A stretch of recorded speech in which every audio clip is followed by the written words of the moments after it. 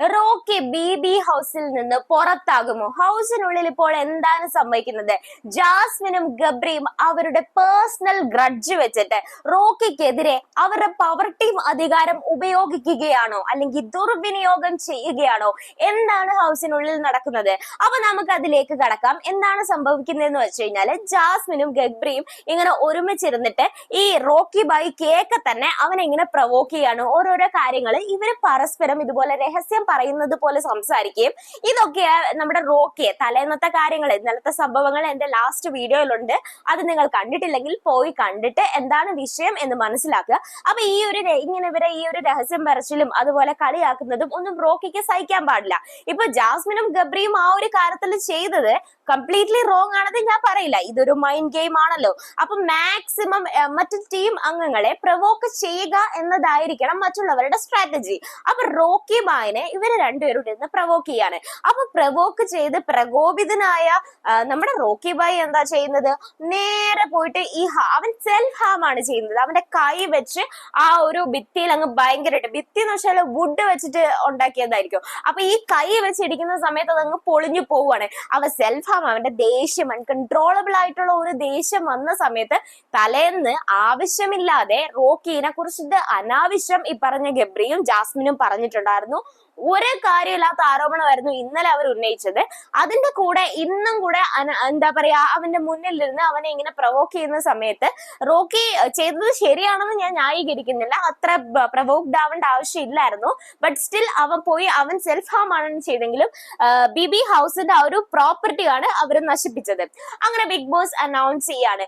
അതായത് റോക്കി ആണെങ്കിൽ ഹൗസിന്റെ പ്രോപ്പർട്ടി നശിപ്പിച്ചു.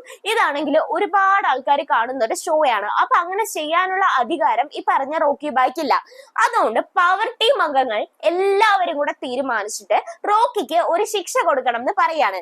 അങ്ങനെ ഇതുപോലെ ഇവരെല്ലാവരും കൂടി ഇങ്ങനെ ഗൂഢാലോചനയ്ക്ക് പോകുന്ന സമയത്ത് ഗബ്രി ആണെങ്കിൽ പേഴ്സണൽ ഗ്രഡ്ജ് മാത്രം വെച്ചിട്ട് എന്താ ശിക്ഷ കൊടുക്കണ്ടേന്ന് പറയുന്നതെന്ന് വെച്ച് കഴിഞ്ഞാല് എവിക്റ്റ് ചെയ്യണം. ഡയറക്റ്റ് ആയിട്ട് ആരെ എവിക്റ്റ് ചെയ്യണം? റോക്കിനെ എവിക്റ്റ് ചെയ്യണം.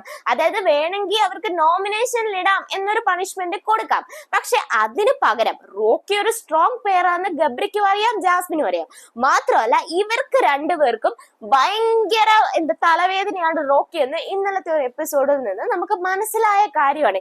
ഇവരെ ലവ് സ്ട്രാറ്റജി ആണെങ്കിലും ഇവരെ മറ്റ് കോമാളിത്തരങ്ങളാണെങ്കിലും അതിനെല്ലാം ചോദ്യം ചെയ്യുന്നത് റോക്കിയാണ്. അങ്ങനെ റോക്കി എങ്ങനെങ്കിലും ഹൗസിന് പുറത്താക്കി കഴിഞ്ഞു കഴിഞ്ഞാല് എന്താ പറയാ, ഇവർക്കൊരു, അതായത് ജാസ്മിനും ഗബ്രിക്കും ഒരു വിലങ്ങുതടിയായി നിൽക്കുന്ന റോക്കിയെ പുറത്താക്കി കഴിഞ്ഞാല് അവർക്ക് സൗകര്യമായി ഇഷ്ടമുള്ളതുപോലെ താമസിക്കാമല്ലോ. അതിന് വേണ്ടിയിട്ടാണ് ഈ ഒരു കുതന്ത്രം ആരുപയോഗിച്ചത്? ഗബ്രി ഉപയോഗിച്ചത്. പക്ഷെ അവിടെ ചെറിയൊരു പാളിച്ച പറ്റിപ്പോയി. ജാൻമണി ആണെങ്കിൽ ശരിയാണ്, ഇവരെല്ലാവരും മറ്റ് പവർ ടീം അംഗങ്ങള് ഇതുപോലെ റോക്കി ബായ് ചെയ്തത് തെറ്റാണെന്ന് അംഗീകരിക്കുന്നുണ്ട്. പക്ഷെ അവർക്ക് മറ്റൊരു കാര്യം അറിയാം.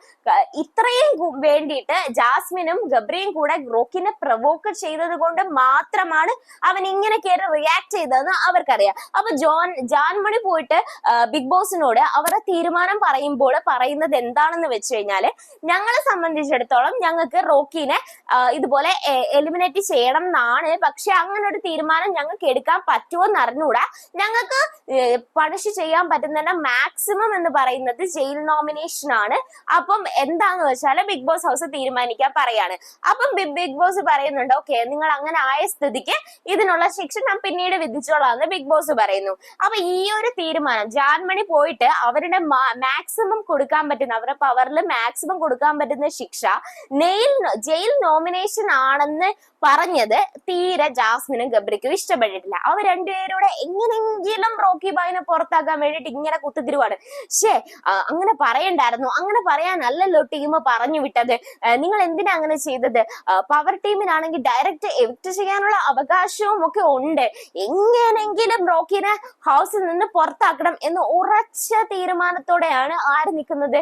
ജാസ്മിനും ഗബ്രിയും നിൽക്കുന്നത്. അപ്പൊ ഈ ഒരു വീക്കെൻഡ് എപ്പിസോഡില് ഇപ്രാവശ്യം എനിക്ക് തോന്നുന്നില്ല, അതായത് കറക്റ്റ് ഈ ഒരു എലക്ഷൻ വഴിയാണോ അല്ലെങ്കിൽ നമ്മുടെ വോട്ട് എടുക്കുന്ന വഴിയാണോ ഇതുപോലെ ആൾക്കാരെ പുറത്താക്കുന്നതെന്ന് എനിക്ക് കറക്റ്റ് ആയിട്ട് ഇപ്പൊ മനസ്സിലാവുന്നില്ല. കാര്യം രാഷ്ട്രീയ പ്രതീക്ഷ പോയത് വെച്ചിട്ടാണ് ഞാൻ പറയുന്നത്. അപ്പൊ അതുകൊണ്ട് തന്നെ ഇപ്രാവശ്യം റോക്കിയെ പറഞ്ഞു വിടാനുള്ള സാധ്യത എനിക്ക് തോന്നുന്നില്ല.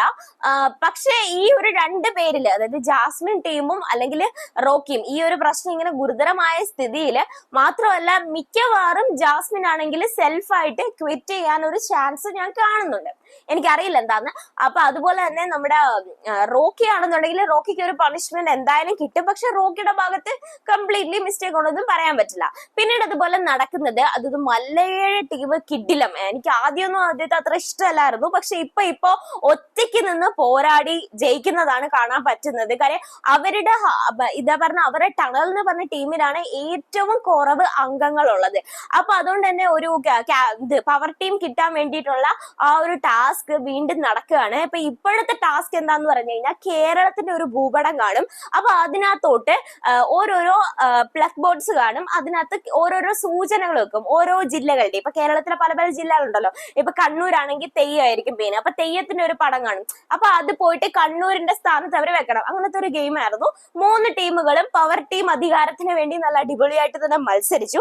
പക്ഷെ പ്രതീക്ഷകൾക്ക്, ഞാൻ പ്രതീക്ഷിച്ചത് സിജോന്റെ ടീം നെക്സ്റ്റ് ടീം ജയിക്കുമെന്നാണ്. പക്ഷെ പ്രതീക്ഷകൾക്ക് വിപരീതമായി ഏറ്റവും കൂടുതൽ ഉത്തരങ്ങൾ ശരിയാക്കി പാവം മല്ലയ്യയുടെ ടീമാണ് ഈ ഒരു പ്രാവശ്യം വിജയിച്ചിരിക്കുന്നത്. അതൊരു സൂപ്പർ ഗെയിം തന്നെയായിരുന്നു.